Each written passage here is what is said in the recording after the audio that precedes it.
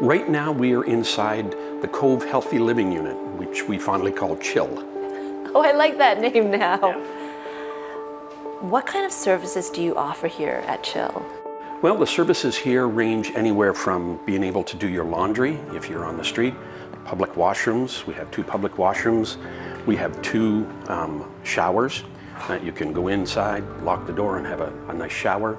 We have both warming in the winter and cooling stations in the summer when we get the extreme weather. My name is Jack O'Halloran, and I am the CEO of Surrey Urban Missions. We got a one-time grant from UBCM through the city, and we knew it was a one-time grant, but I don't think anybody expected us to serve over 40,000 people in that 1 year that we were open. We run almost 24 hours a day, every day of the week. But we're coming kind of to the end, right? There's a date. It was early May that we figured we were out of money, but we found some extra. And then I got a little reprieve. I had an extra grant given to us from BC Housing, and they said I could keep it to keep this place running longer. But as of September 2nd, we will run out of funds to be able to safely operate. It's just a policy that people need to have a place to get clean.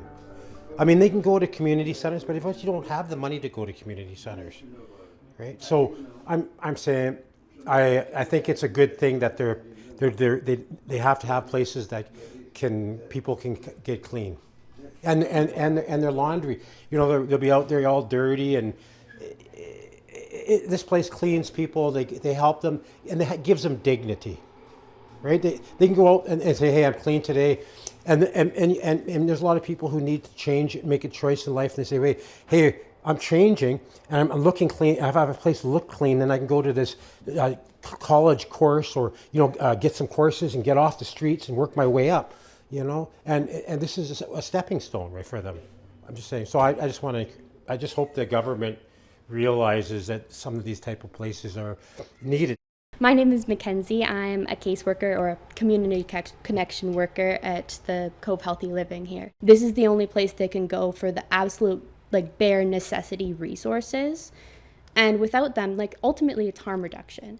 Without showering, using the bathroom, having clean clothing, people's health are at risk. And this is the only place that they can get it. So there's absolutely a major impact if we were to lose this place. And not only that, we have more clients than what we can handle. We have hours of people waiting just to get into one of our bathrooms, let alone if we didn't have one. So it's really important for the community, and that's what I most directly see when I see clients come in here and the impact that this place has. Not everybody wants to stay in a shelter, and in all honesty, we don't have near enough shelter beds. There's still over 1,000 people on the street, just in the Wally area. So we don't have that many beds. So to be able to have this kind of service, where even you could just go and get some respite from the day, is a huge factor. You just come in for a coffee and a bagel or a sandwich and talk to somebody, without being seen in a different, strange light. What needs to happen between now and September 2nd? Well, we have to find, whether it's a private donator, whether it's a church. We actually had a phone call from a church asking how much it is to run monthly, and could they contribute for a month or two. I mean, it costs about $60,000 to run this thing every month. And I mean, if we get 60 in, I'll keep it open for another month and another month and another month. We've gone to the city, and the city's done the best it can. They don't have the funding this year. The province, BC Housing, doesn't have the funding. So we're looking for anything, and as long as I've got a day left on the calendar, I'm going to hope that something shows up. So September 2nd, if it passes, what happens to this space then? We'll clean it out. We'll empty it all out and clean it. I believe the city of Surrey leases these units, so I understand this will all be taken away, and it'll be a vacant lot. Go from serving the community in such a big way to like a vacant lot just seems like a real, it hurts. It does, and knowing the people, different from even an investor or the city, but knowing the faces of the people that come here.